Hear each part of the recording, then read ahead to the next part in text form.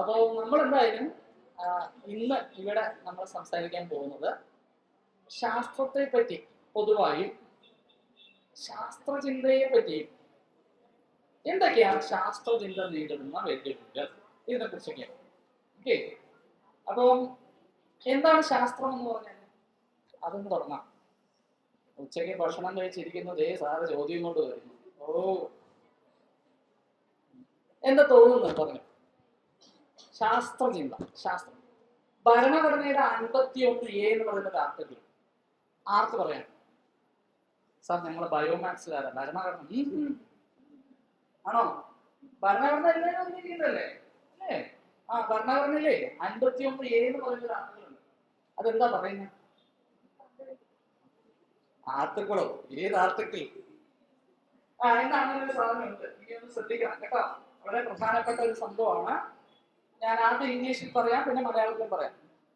ഭരണഘടനയുടെ 51A article പറയുന്നത് it shall be duty of every citizen to promote scientific temper, humanism and spirit of inquiry. എന്താണ്? നിങ്ങളെല്ലാം English പഠിക്കുന്ന കുട്ടികളൊക്കെ മനസ്സിലായി കാണും. എന്നാലും നമ്മുടെ മാതൃഭാഷയായ മലയാളത്തിൽ നിങ്ങളൊന്ന് പറയണ്ടേ? അല്ലേ? എല്ലാ പൗരന്മാരുടെയും കടമയാണ് ശാസ്ത്രചിന്തയും അന്വേഷണത്വരയും പ്രോത്സാഹിപ്പിക്കുക എന്നുള്ളത്. അപ്പൊ നമ്മുടെ എല്ലാം കടമയല്ലേ? അല്ലേ? ആണോ? ആണ്. അപ്പൊ എന്താണ് ശാസ്ത്രം? ജ്യോതിശാസ്ത്രം അങ്ങനെ വൈകിട്ട് എന്തെങ്കിലും മനസ്സിൽ വിചാരിക്കുന്നു, പല്ല് ചെളിക്കുന്നു, സത്യം അല്ലേ? പല്ല് ചെളിക്കുന്നു, ഞാൻ പറയുന്നത് മുഴുവൻ സത്യമാണ്. ശാസ്ത്രമാണോ? അല്ല. ആണോ? അല്ല. പക്ഷേ ഒന്ന് ചീട്ടെടുത്തിട്ട് എല്ലാം നോക്കുന്നു, പറയുന്നു ശാസ്ത്രീയമായിട്ട് കാര്യങ്ങൾ പറയുന്നു. ശാസ്ത്രമാണോ? അല്ല. കൈനോക്കി പറയുന്നു കൈരേഖാശാസ്ത്രം, അതും ഒരു ശാസ്ത്രമല്ലേ? ആണോ? ആണ്. ആണ്. ചിലരാണെന്ന് പറയുന്നുണ്ട്, അല്ലാന്നും പറയുന്നുണ്ട്. രണ്ട് അഭിപ്രായമാണ്. കൈരേഖാശാസ്ത്രം ശാസ്ത്രമാണെന്നും അല്ലാന്നും പറയുന്നുണ്ട്. അല്ല. അല്ലാന്നോ? അല്ലാന്നുള്ള അഭിപ്രായത്തിനാണെന്ന് തോന്നുന്നു ഭൂരിപക്ഷം. ആണോ? അല്ലാന്നും പറയുന്നതാണ്. ഒന്ന് കൈ നോക്കിക്കേ നോക്കട്ടെ. കൈരേഖാശാസ്ത്രം ശാസ്ത്രമാണ് എന്ന് പറയുന്നത്. ഓ ഭാഗ്യം, ആരും ഇല്ല. ശരി. അപ്പൊ ശാസ്ത്രമാണെന്നാണ്. അപ്പൊ എന്താണ് ശാസ്ത്രചിന്ത? അതിലോട്ടാണ് നമ്മൾ പോകുന്നത്. ശാസ്ത്രചിന്ത. അപ്പൊ ശാസ്ത്രചിന്തയും നമ്മുടെ അന്വേഷണത്തെയൊക്കെ പ്രോത്സാഹിപ്പിക്കണം നമ്മുടെ ഭരണഘടന എന്ന് നമ്മളോട് പറഞ്ഞിട്ടുണ്ട്. ഭരണഘടന പറഞ്ഞാൽ പിന്നെ നമുക്ക് കൂടുതൽ അറിയില്ല അല്ലേ? റൂൾ ഓഫ് ദ നേഷൻ ആണ് നമ്മുടെ രാജ്യത്തിന്റെ അടിസ്ഥാനപരമായിട്ടുള്ള നിയമമാണ് ഭരണഘടന എന്ന് പറയുന്നത്. അപ്പൊ ശാസ്ത്രചിന്തയിലോട്ടാണ് നമ്മൾ പോകുന്നത്. ഈ അശാസ്ത്രീയത എന്താ? അതിലോട്ട് പോയാൽ ശാസ്ത്രം എന്താണ്? എന്താണ് അശാസ്ത്രീയത? അശാസ്ത്രീയമായ കാര്യങ്ങൾ അല്ലെ, അശാസ്ത്രീയമായ ചിന്താരീതികൾ ശാസ്ത്രീയമായ രീതിയിൽ കൈകാര്യം ചെയ്യുന്നു അല്ലേ? നമ്മൾ പൊതുവെ എപ്പോഴും പത്രങ്ങളിലൊക്കെ കാണുന്നതാണ്. വേസ്റ്റ്, സോളിഡ് വേസ്റ്റുകൾ, ഖരമാലിന്യം അശാസ്ത്രീയമായ രീതിയിൽ കൈകാര്യം ചെയ്യുന്നു. കേട്ടിട്ടില്ലേ? അപ്പൊ എന്താണ് അശാസ്ത്രീയത എന്ന് പറഞ്ഞാൽ? വളരെ എളുപ്പമാണ്. എന്തൊക്കെയല്ലയോ ശാസ്ത്രം അതൊക്കെ അശാസ്ത്രീയതയാണ് അല്ലേ? ശാസ്ത്രം എന്തൊക്കെയല്ല എന്ന് പറഞ്ഞാൽ അതെല്ലാം അശാസ്ത്രീയതയാണ്. അപ്പൊ നമ്മൾ ശാസ്ത്രചിന്ത എങ്ങനെയാണ് വർക്ക് ചെയ്യുന്നത്? നിങ്ങൾ ശാസ്ത്രചിന്ത ജീവിതത്തിൽ പ്രയോഗിക്കാറുണ്ടോ? ആരെങ്കിലും? ഇല്ല. ശാസ്ത്രചിന്ത നമ്മളെല്ലാവരും +1 ആണോ +2 ആണ്? +2 സീനിയർ കുട്ടികളാണ്. ഈ സ്കൂളിലെ ഏറ്റവും സീനിയർ ആയിട്ടുള്ള കുട്ടികളാണ്. ആണോ? ആണ്. ടീച്ചേഴ്സ് പറഞ്ഞിട്ടുണ്ടാവും അല്ലേ, ജീവിതത്തിൽ ഏറ്റവും പ്രധാനപ്പെട്ട പരീക്ഷയാണ് വരാൻ പോകുന്നത്. പറഞ്ഞിട്ടില്ലേ? 10ാം ക്ലാസ്സിൽ പഠിക്കുമ്പോൾ അപ്പോഴും പറഞ്ഞിട്ടില്ലേ? ഏറ്റവും പ്രധാനപ്പെട്ട പരീക്ഷ. നമുക്കെല്ലാം ടേണിംഗ് പോയിന്റ്സ് ആണ് ഇല്ലേ? ഇതും ടേണിംഗ് പോയിന്റ് ആണ്, മുമ്പും ടേണിംഗ് പോയിന്റ് ആണ്. നിങ്ങൾ ഇത് കഴിഞ്ഞ് ഡിഗ്രിക്ക് അവിടെ വരും, അവിടെയും നമ്മൾ പറയും ജീവിതത്തിൽ ഏറ്റവും പ്രധാനപ്പെട്ട ടേണിംഗ് പോയിന്റ് ആണ് നിങ്ങൾ ഇരിക്കുന്നത്. ഓക്കെ, വിദ്യാഭ്യാസക്കാലം ടേണിംഗ് പോയിന്റുകൾ തന്നെയാണ്. നമ്മൾ എടുക്കുന്ന ഓരോ ചോയ്സും ടേണിംഗ് പോയിന്റ് ആണ്. ഓക്കെ, അപ്പൊ ഈ ഫൈനൽ ഇയർ കുട്ടികളോട് ഞാൻ ചോദിക്കുകയാണ്, ശാസ്ത്രീയ മനോവൃത്തി നമ്മൾ ഉപയോഗിക്കാറുണ്ടോ ഇല്ല എന്നുള്ളത്. ശാസ്ത്ര വിദ്യാർത്ഥികളുണ്ടോ? ഒരു ഉദാഹരണം. ഓക്കെ, ഇപ്പൊ വീട്ടില് ഇവിടുന്ന് ക്ലാസ്സൊക്കെ കഴിഞ്ഞ് വീട്ടിലോട്ട് ചെല്ലുന്നു, ആദ്യത്തെ പരിപാടി എന്തായിരിക്കും? ചായ കുടിക്കും. Very good. ചായ കുടിക്കാൻ എവിടെ കയറും? അടുക്കളയിൽ കയറും. ചായ കുടിക്കാനെങ്കിൽ നമ്മൾ കയറണല്ലോ അല്ലേ? ശരി, അടുക്കളയിൽ കയറുന്നു. അടുക്കളയിൽ കയറുമ്പോൾ ഫാൻ ഇടുക. ചൂടോടുകൂടെ ചെയ്യണം. വല്ലതും തായോ എന്ന് പറഞ്ഞിട്ട് കയറുകയാണ്. അടുക്കളയിൽ കയറുമ്പോൾ ഫാൻ ഇടുന്നു. ഓക്കെ, ഫാൻ ഇടുമ്പോൾ ഫാൻ തിരിയുന്നില്ല. അപ്പൊ എന്ത് ചെയ്യും? കറണ്ട് ഉണ്ടോന്ന് നോക്കും. എങ്ങനെ നോക്കും? വേറെ സ്വിച്ച് ഇട്ട് നോക്കും. വേറെ സ്വിച്ച് ഇട്ട് നോക്കുമ്പോ അടുത്ത സ്വിച്ച് ലൈറ്റിന്റെ ആണെന്ന് വിചാരിച്ചോ, ലൈറ്റിന്റെ സ്വിച്ച് ഇട്ട് നോക്കും, ലൈറ്റും തെളിയുന്നില്ല. അപ്പൊ എന്തായിരിക്കും? അടുത്ത സ്റ്റെപ്പ് എന്തായിരിക്കും? അടുത്ത വീട്ടിൽ കറണ്ട് ഉണ്ടോ എന്ന് നോക്കും. അവിടെ കറണ്ട് ഉണ്ടോ? അപ്പൊ അവര് പറയുന്നു അവിടെ കറണ്ട് ഇല്ല. സമാധാനം അല്ലേ? ഇവിടെ കറണ്ട് ഇല്ല, അവിടെ കറണ്ട് ഇല്ലെങ്കിൽ നമുക്ക് സമാധാനം. ഇപ്പൊ നമ്മൾ 3 കാര്യങ്ങൾ പറഞ്ഞില്ലേ? ഇതിൽ നമ്മൾ വളരെ പ്രധാനപ്പെട്ട ഒരു സയന്റിഫിക് പ്രോസസ് തന്നെ നടത്തിക്കഴിഞ്ഞു. എന്തൊക്കെയാണ്? ആദ്യം പോയി സ്വിച്ച് ഇട്ടപ്പോ ഫാൻ തിരിഞ്ഞില്ല. അതാണ് ഒബ്സർവേഷൻ, നിരീക്ഷണം. ഫാൻ തിരിഞ്ഞില്ല എന്നുള്ള കാര്യം നമ്മൾ നിരീക്ഷിക്കുന്നു. ഓക്കെ, അപ്പൊ ഉടനെ മനസ്സിലൊരു ഹൈപ്പോത്തസിസ് വരികയാണ്, പരികൽപ്പന. അടുത്ത സ്റ്റെപ്പ് ഹൈപ്പോത്തസിസ് എന്താ പറയുന്നത്? ഫാൻ തിരിയാതിരിക്കാൻ കാരണം കറണ്ട് ഇല്ലാത്തത് കൊണ്ടാണ്. ഒന്നാമത്തെ ഹൈപ്പോത്തസിസ് ആണ്. ഓക്കെ, ആ പരികൽപ്പന പ്രകാരം നമ്മൾ പരീക്ഷണം ഡിസൈൻ ചെയ്യാം. എന്താണ് പരീക്ഷണം? കറണ്ട് ഇല്ല എങ്കിൽ എന്ത് കത്തരുത്? ലൈറ്റ് കത്തരുത് അല്ലെ? അപ്പൊ പരീക്ഷണം നമ്മുടെ മനസ്സിൽ ഡിസൈൻ ചെയ്തു, സ്വിച്ച് ഇട്ടു, പരീക്ഷിച്ചു. ലൈറ്റ് കത്തുന്നുണ്ടോ? ഇല്ല. ആ പരീക്ഷണത്തിന്റെ നിരീക്ഷണമാണ് ലൈറ്റ് കത്തുന്നുണ്ടോ ഇല്ലയോ എന്നുള്ളത്. അതിൽ നിന്നും ഒരു നിഗമനത്തിലെത്തി. എന്തായാലും നിഗമനമാണ്, കറണ്ട് ഇല്ല അല്ലെ? ആ നിഗമനത്തെ ഒന്നുകൂടെ കൺഫേം ചെയ്യണ്ടേ? അതിനെന്ത് ചെയ്തു? പ്രീവിയസ് റെഫറൻസ് അല്ലെങ്കിൽ വേറൊരാളുടെ റെഫറൻസ് പോയി നോക്കുകയാണ്. ആരുടെ റെഫറൻസ് ആണ് നോക്കിയത്? അടുത്ത വീട്ടിൽ ചേച്ചി ഉണ്ട്, ചേച്ചി അവിടെ കറണ്ട് ഉണ്ടോ? അവിടെ ഇല്ല. അപ്പൊ ശരി, സമാധാനം, നമ്മൾ നിഗമനത്തിൽ എത്തിച്ചു. നോക്കൂ, ഇത്രയും കാര്യങ്ങൾ ചെയ്യാനായിട്ട് എത്ര സമയം എടുത്തിട്ടുണ്ടാവും? എത്ര സമയം എടുത്തിട്ടുണ്ടാവും? 1 മിനിറ്റ് അല്ലെങ്കിൽ 2 മിനിറ്റ്. 2 മിനിറ്റോട് നമ്മൾ എന്തൊക്കെ ചെയ്തു? നിരീക്ഷണം, പരികൽപ്പന, പരീക്ഷണത്തിന്റെ റിസൾട്ടിന്റെ അനാലിസിസ്, അവസാനം ഒരു കൺക്ലൂഷനിലും എത്തിച്ചു. ഇത് നമ്മൾ നിരന്തരം ചെയ്യുന്നില്ലേ ജീവിതത്തിൽ? ഇല്ലേ? ഇത് തന്നെയാണ് ശാസ്ത്രീയ മനോവൃത്തി എന്ന് പറയുന്നത്. ഇത് എല്ലാ കാര്യങ്ങളിലും ചെയ്യുന്നില്ല എന്നുള്ളതാണ് പകുതി പ്രശ്നം. നമ്മൾ ആരെങ്കിലും പറഞ്ഞത് കേട്ട് ചില കാര്യങ്ങൾ അവർ വിശ്വസിക്കില്ലേ? എന്തെങ്കിലും പറഞ്ഞത് കേട്ടിട്ട്. അപ്പോ ശാസ്ത്രീയ മനോവൃത്തി ഇങ്ങനെയൊക്കെയാണെന്ന് പറയുന്നുണ്ടെങ്കിൽ എല്ലാവർക്കും ശാസ്ത്രബോധം വേണമെന്ന് പറയുമെങ്കിൽ നമ്മൾ എല്ലാവരും ശാസ്ത്രബോധം ഉള്ളവരാണോ? ആണോ? അല്ല. ശാസ്ത്രബോധം നേരിടുന്ന പല പല വെല്ലുവിളികളുണ്ട്. അതിനെക്കുറിച്ചും കൂടെയാണ് നമ്മൾ പറയാൻ പോകുന്നത്. എന്തുകൊണ്ടാണ് നമ്മുടെ ശാസ്ത്രബോധം പൂർണ്ണമായിട്ടും ജീവിതത്തിൽ പ്രായോഗികമാക്കാൻ കഴിയാത്തത്? അതിനെക്കുറിച്ചാണ് നമ്മളിനി ചർച്ച ചെയ്യാൻ പോകുന്നത്. ഓക്കെ, ഇത്ര നേരം പറഞ്ഞതിൽ നിങ്ങൾക്ക് എന്തെങ്കിലും കൗണ്ടർ പറയാനുണ്ടോ? ഇല്ല. എന്തെങ്കിലും നിങ്ങളുടെ ഒപ്പീനിയൻ? ഒന്നുമില്ല. ഇല്ല. വീട്ടിൽ പോയാൽ ഞാൻ ചായ കുടിക്കാറില്ല സാർ, അടുക്കളയിൽ കയറാറേ ഇല്ല. പിന്നെ എന്തിനാണ് എനിക്ക് പരീക്ഷണത്തിന്റെ നിഗമനത്തിന്റെ ഒക്കെ ആവശ്യം? അങ്ങനെയുണ്ടോ ആരെങ്കിലും? ഇല്ല. ഞാൻ പറയുന്നൊരു എക്സാമ്പിൾ മാത്രമാണ്. നമുക്ക് പല പല അവസരങ്ങളിൽ ഇതേപോലുള്ള കാര്യങ്ങളിൽ നമ്മൾ ചെയ്യാറില്ലേ? ഉണ്ട് അല്ലേ? അപ്പോ നമ്മൾ ഇത്രയൊക്കെ വികസിച്ച് പുരോഗമിച്ചു, വലിയ ചിന്താരീതികൾ കൊണ്ടുപോകുന്നുണ്ടെങ്കിലും പലപ്പോഴും നമുക്ക് പൂർണ്ണമായിട്ടും ശാസ്ത്രീയ മനോവൃത്തി ചെയ്യാൻ പറ്റാറില്ല. അപ്പൊ അതിനെക്കുറിച്ചാണ് നമ്മൾ പറയുന്നത്. മനുഷ്യ പരിണാമത്തിന്റെ ചരിത്രം എടുക്കുക. നമ്മളെല്ലാവരും ബയോളജി പഠിക്കുന്നവരല്ലേ? നമ്മൾ ബയോമാക്സുകാരല്ലേ? ബയോളജി പഠിക്കുന്നില്ലേ? പരിണാമശാസ്ത്രം പഠിച്ചു കഴിഞ്ഞോ? അപ്പൊ പഠിക്കാൻ പോകുന്നേ ഉള്ളോ? പരിണാമം, ഡാർവിൻ എന്നൊക്കെ കേട്ടിട്ടുണ്ടോ? ആരായിരുന്നു ഡാർവിൻ? ആരായിരുന്നു? ആരോ പറയുന്നുണ്ട്, കുറച്ച് പറഞ്ഞോ. ആരായിരുന്നു ഡാർവിൻ? പറഞ്ഞോ? അതന്നെ, എക്സലന്റ്. വലിയൊരു കയ്യടി കൊടുക്കുക. ഗീത പറഞ്ഞിട്ടുണ്ട് കേട്ടോ ഡാർവിൻ ആരായിരുന്നു എന്നുള്ളത്. ആർക്ക് പറയാം? ഗീത പറഞ്ഞത് പരിണാമത്തിന്റെ പിതാവാണ് ചാൾസ് ഡാർവിൻ അല്ലെ? പരിണാമ സിദ്ധാന്തത്തിന്. അപ്പൊ പരിണാമ സിദ്ധാന്തം പറയുന്നതനുസരിച്ച് മനുഷ്യ പരിണാമത്തിന്റെ ചരിത്രം നോക്കുമ്പോൾ ഏകദേശം 2 മില്യൺ വർഷം അത്രയാണ് നമ്മുടെ ഒരു പരിണാമ ചരിത്രം പറയുന്നത്. ഏകദേശം 20 ലക്ഷത്തോളം വർഷം. അതില് ആധുനിക മനുഷ്യന്റെ ചരിത്രം എന്ന് പറയുന്നത് കൃഷി തുടങ്ങിയിട്ട് 10,000 വർഷമായിരുന്നു. ഓക്കെ, നമ്മള് ആധുനിക മനുഷ്യന്റെ ഈ മതങ്ങളും വിശ്വാസങ്ങളൊക്കെ വന്നിട്ട് 4000-ഓളം വർഷമായി എന്നാണ് പറയുന്നത്. കൃഷി തുടങ്ങിയിട്ട് 10,000 വർഷം മുമ്പ് കൃഷി തുടങ്ങി. മതങ്ങളും വിശ്വാസങ്ങളൊക്കെ വന്നിട്ട് 4000 വർഷം. ഓക്കെ, ശാസ്ത്രചിന്ത വന്നിട്ടോ 250 തൊട്ട് 300 വർഷമായിരുന്നു. ഓക്കെ, ശാസ്ത്രചിന്തയും അത്തരം മനോവൃത്തികളും വന്നിട്ട് കേവലം 300 വർഷങ്ങളായിട്ടുള്ളൂ.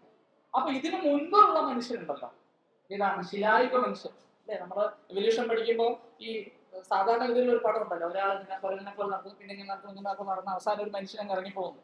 ഓക്കെ, എവല്യൂഷനെ കുറിച്ച് വളരെ തെറ്റായിട്ടുള്ള രീതിയിൽ പ്രചരിപ്പിക്കുന്ന ഒരു ചിത്രമാണ്. എന്നാലും അതിലെ ചില ഭാഗങ്ങളിൽ കയ്യിലൊരു വടിയും കൊണ്ട് നടക്കുന്ന ഒരാളുണ്ടോ, ശിലായുഗ മനുഷ്യൻ.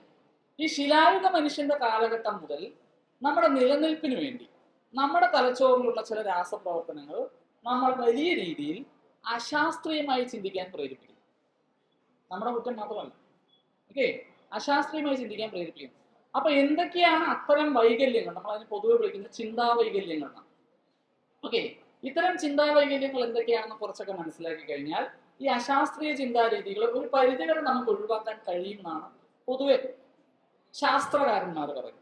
ഓക്കെ, അപ്പോ ഈ ശിലായുഗ മനുഷ്യനെ പറ്റി പറയുമ്പോൾ ഒരു നമ്മുടെ തലച്ചോറ് എങ്ങനെ വർക്ക് ചെയ്യുന്നു, ബുദ്ധി എങ്ങനെ വർക്ക് ചെയ്യുന്നു എന്നുള്ളതിനെ കുറിച്ചിട്ട് ഒരു ട്രയൂൺ ബ്രെയിൻ തിയറി എന്ന് പറയുന്ന ഒരു ഡിസ്ക്രെഡിറ്റഡ് തിയറി.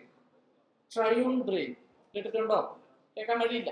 ഇത് ശാസ്ത്രീയമായ അംഗീകാരം കിട്ടിയിട്ടില്ല, പക്ഷെ ഫിലോസഫേഴ്സിന്റെ ഇടയിലൊക്കെ വലിയ രീതിയിൽ ചർച്ച ചെയ്യപ്പെട്ടിട്ടുണ്ട്. ഇതനുസരിച്ചിട്ട് നമ്മുടെ തലച്ചോറിൽ 3 ഭാഗങ്ങളുണ്ടാണ്. ഹൈപ്പോത്തറ്റിക്കൽ 3 ഭാഗങ്ങളുണ്ടാണ്. ഒന്ന് റെപ്റ്റൈലിയൻ ബ്രെയിൻ. എന്താ റെപ്റ്റൈൽ എന്ന് പറഞ്ഞാല്? റെപ്റ്റൈൽസ്, ഏഴജന്തുക്കൾ, പല്ലി, മുതല ഒക്കെ റെപ്റ്റൈൽസ് ആണ് അല്ലെ. ആ റെപ്റ്റേലിയൻ ബ്രെയിൻ അതാണ് കോർ, അടിസ്ഥാനം. ഓക്കെ, അതിന് തൊട്ട് മുകളിൽ ഒരു മമാലിയൻ ബ്രെയിൻ. ഓക്കെ, അതും കുറച്ചുകൂടെ ഡെവലപ്ഡ് ആണ്. ഏറ്റവും ടോപ്പിലായിട്ടാണ് നമ്മുടെ ഹ്യൂമൻ ബ്രെയിൻ. ബ്രെയിനിന്റെ തന്നെ ഹൈപ്പോത്തറ്റിക്കൽ ഡിവിഷൻ ആണ് പറയുന്നത്. ആക്ച്വൽ നമ്മൾ സെക്ഷൻ എടുത്ത് നോക്കിയാൽ റെപ്റ്റേലിയൻ, മമാലിയൻ ഒന്നും കാണാൻ പറ്റില്ല. ഒരു കോർ ഗ്രൂപ്പിനെയാണ് നമ്മൾ പറയുന്ന റെപ്റ്റേലിയൻ. അപ്പൊ ഈ പല്ലിയെ സംബന്ധിച്ചിടത്തോളം ഏറ്റവും പ്രധാനപ്പെട്ട കാര്യങ്ങൾ എന്തൊക്കെയാണ് ജീവിതത്തിൽ? പല്ലിയുടെ ജീവിതം, ഒരു പല്ലിയ ജീവിതം ആലോചിച്ച് നോക്കൂ. എന്തൊക്കെയായിരുന്നു പ്രധാനപ്പെട്ട കാര്യങ്ങൾ? ഒന്ന് ഭക്ഷണം അല്ലെ, ചുറ്റും ഇങ്ങനെ ഭക്ഷണം കിട്ടുമെന്ന് നോക്കിക്കൊണ്ടിരിക്കും. 2 ജീവരക്ഷ, ഏതെങ്കിലും പ്രെഡേറ്റർ വന്ന് തിന്നാൻ നോക്കുന്നുണ്ടോ എന്ന് എപ്പോഴും ഇങ്ങനെ അലേർട്ട് ആയിരിക്കും അല്ലെ. നമ്മൾ തൊടാൻ പോകുമ്പോൾ എന്ത് ചെയ്യും പല്ലി? ആദ്യം ഒന്ന് ഓടും, നമ്മൾ പുറകെ കൈ കൊണ്ട് പോയാൽ വാല് മുറിച്ചിട്ടോടും അല്ലെ. ശ്രദ്ധിച്ചിട്ടുണ്ടോ വാലിലൊക്കെ ഇങ്ങനെ പെടയുമ്പോ അല്ലെ? അപ്പൊ പ്രിഡേറ്ററിൽ നിന്നും രക്ഷപ്പെടാനുള്ള ഒരു ആയുധമാണ്. ഓക്കെ, 3ാമത്തെ കാര്യം മേറ്റ്, ഇണ. അപ്പൊ ഒരു റെപ്റ്റൈലിനെ സംബന്ധിച്ചിടത്തോളം ബേസിക് ആയിട്ടുള്ള കാര്യങ്ങള് ഭക്ഷണം, സ്വന്തം ജീവൻ രക്ഷ, മറ്റേത് ഇണയെ നോക്കുക എന്നുള്ളത്. ഓക്കെ, ഈ റെപ്റ്റൈലിയൻ ബ്രെയിൻ എന്ന് പറയുന്ന ഏറ്റവും അടിസ്ഥാനപരമായിട്ടാണ്. അതിന് തൊട്ട് മുകളിലായിട്ടാണ് നമ്മുടെ മമാലിയൻ ബ്രെയിൻ. ഇപ്പൊ മമാൽസിനെ സംബന്ധിച്ചിടത്തോളം എന്തൊക്കെയാണ്? ചെറിയ രീതിയിലുള്ള ഇമോഷൻസ് വരും, കുറച്ച് ഭാഷ ഇതൊക്കെ വരും, കമ്മ്യൂണിക്കേഷൻ സ്കിൽസ് വരും. ഓക്കെ, ഇങ്ങനെയുള്ള കാര്യങ്ങളൊക്കെ തൊട്ട് മുകളിൽ കിട്ടുന്നുണ്ട്. ഏറ്റവും ടോപ്പിലാണ് നമ്മുടെ മനുഷ്യരുടെ ബ്രെയിൻ എന്ന് പറയും. അവിടെ എന്തൊക്കെ വരും? അവിടെ ഇങ്ങനെ നമ്മുടെ സംസ്കാരം, ഓക്കെ, അതുപോലെ മൊറാലിറ്റി, അങ്ങനെയുള്ള കാര്യങ്ങളൊക്കെ ഇല്ലേ? മൊറാലിറ്റി, നമ്മുടെ കൾച്ചർ, നമ്മുടെ ശീലങ്ങൾ, ഇതെല്ലാം ഏറ്റവും ടോപ്പിലാണ്. അപ്പൊ നമ്മൾ കൾച്ചറലി എല്ലാം ടോപ്പിൽ നിൽക്കുമ്പോഴും അത് ഭയങ്കര നമ്മുടെ ഈ മൊറാലിറ്റി കീപ്പ് ചെയ്യണം, അല്ലെങ്കിൽ എന്റെ കൾച്ചറൽ സംഭവമായിട്ട് നിൽക്കുകയാണെങ്കിൽ നമ്മുടെ അടിയിലൊരു പല്ലി കിടക്കുന്നു, ഇടയ്ക്കിടയ്ക്ക് തല പൊക്കും. എക്സാമ്പിൾ പറഞ്ഞുതരാം. ഒരു വളരെ പ്രശസ്തമായിട്ട് ഒരു പരസ്യവാചകമുണ്ട്, വിശന്നാൽ നിങ്ങളല്ലാതാവും അല്ലെ. ആര്യമൊക്കെ അതൊക്കെ പറയും. ഇതെങ്ങാനും ഭക്ഷണം കഴിക്കാൻ തുടങ്ങി ഇരിക്കാന്ന് വിചാരിച്ചോ അല്ലേ? സാറ് കുറെ നേരം നിങ്ങൾ കുറച്ച് ക്ഷമിക്കും, കുറച്ച് കഴിയുമ്പോ ഇപ്പൊ ക്ലാസ് നടത്താം, ഞങ്ങൾക്ക് വിശക്കുന്നു പറയാറുണ്ട് ടീച്ചേഴ്സിനോട്. ഉച്ചക്ക് ലഞ്ച് ബ്രേക്കിന് കുറച്ച് ഒരു 5 മിനിറ്റോ 10 മിനിറ്റ് ടീച്ചേഴ്സ് വൈകി ക്ലാസ് എടുക്കുന്നുണ്ട് പറയില്ലേ? വിശക്കുന്നു പറയാറില്ലേ? വിശന്നാൽ നമ്മളല്ലാതാവും. സത്യമാണ്. കാരണം അകത്തുള്ള പല്ലിക്ക് എന്ത് വേണം? ഭക്ഷണം വേണം അല്ലേ? ശരിയാണ്. അതേപോലെ ഒരു പെട്ടെന്ന് നമ്മുടെ ജീവനെ ഇത് ലൈക്ക് വെല്ലുവിളി ഉണ്ടാകുന്ന ഒരു സിറ്റുവേഷൻ ഉണ്ടാവുക എന്ന് ഇമാജിൻ ചെയ്യുക. സിംപ്ലി ഇമാജിൻ ചെയ്യുക. ഓക്കെ, ഞങ്ങളിങ്ങനെ നമ്മുടെ സുഹൃത്തുക്കളുമായിട്ട് ഇങ്ങനെ നടന്നു പോവാണ്. ഓക്കെ, നന്നായിട്ട് സംസാരിച്ച് സുഹൃത്തിനോട് പറയാണ്, നീ എന്റെ ജീവിതത്തിലെ ഏറ്റവും വലിയ സുഹൃത്ത്, നീ ഇല്ലാതെ എനിക്കിനി ഇതില്ല, എന്ത് കിട്ടിയാലും നിന്നെ ഞാൻ വിടുന്നില്ല. ഭയങ്കര സംഭവം. പെട്ടെന്ന് ഒരു പട്ടി കടിക്കാൻ നോക്കിക്കുന്നു. എന്ത് ചെയ്യും? സുഹൃത്ത് ഏത് വഴിക്ക് പോകുന്ന പോലും നമുക്കറിയില്ല. നമ്മൾ ഏത് വഴിക്കാണ് നമ്മൾ ഓടി രക്ഷപ്പെട്ട് ഒരു സേഫ് സൈഡിലാണ്, പട്ടിയൊന്നും ഇല്ലാത്ത സുഹൃത്തിന് എന്ത് പറ്റിയോ ആവോ എന്നും പറഞ്ഞ് അവിടെ വന്നിരിക്കും അല്ലേ? നമുക്ക് എന്തെങ്കിലും വെല്ലുവിളി തോന്നിക്കഴിഞ്ഞാൽ ആരോടും? നമ്മുടെ അകത്തുള്ള പല്ലി നമ്മളെ ഓടിക്കും അല്ലേ? പല്ലി നമ്മളെ ഓടിക്കും. ദെൻ 3ാമത്തെ കേസ് മീറ്റ് അല്ലെ. നിങ്ങളൊക്കെ ടീനേജേഴ്സ് ആണ്, സ്വാഭാവികമായിട്ടും അത്തരം കാര്യങ്ങളിൽ കുറച്ചുകൂടെ അല്ലെ നമ്മുടെ ഓപ്പോസിറ്റ് ആയിട്ടുള്ള ആൾക്കാരോട് കുറച്ചുകൂടെ സ്യൂട്ടബിൾ മീറ്റർ തോന്നുന്ന ആൾക്കാരുടെ അട്രാക്ഷൻ തോന്നുക, ഇതൊക്കെ ഉണ്ടാവും. കുട്ടികൾക്ക് ആൺകുട്ടികൾക്ക് പെൺകുട്ടികളോടും പെൺകുട്ടികളോട് ആൺകുട്ടികളോട് ഒരു അട്രാക്ഷൻ തോന്നുന്ന ഒരു പ്രായമാണ്. അപ്പൊ അവിടെയും നമ്മളെ സംബന്ധിച്ചിടത്തോളം അതുവരെയുള്ള നമ്മുടെ ഈ കൾച്ചർ ഇരുന്നതിനുള്ളതിനേക്കാളും ഈ അട്രാക്ഷന്റെ പുറകിലോട്ട് നമ്മൾ പോകും അല്ലെ. നമ്മൾ പല രീതിയിൽ ആ പേരുകളൊക്കെ പറയുന്നത് ഇൻഫാക്ച്വേഷൻ എന്നൊക്കെ പല പേരുകൾ പറയാറുണ്ട്. ഇതും നമ്മുടെ ഉള്ളിലുള്ള പല്ലിയാണ്.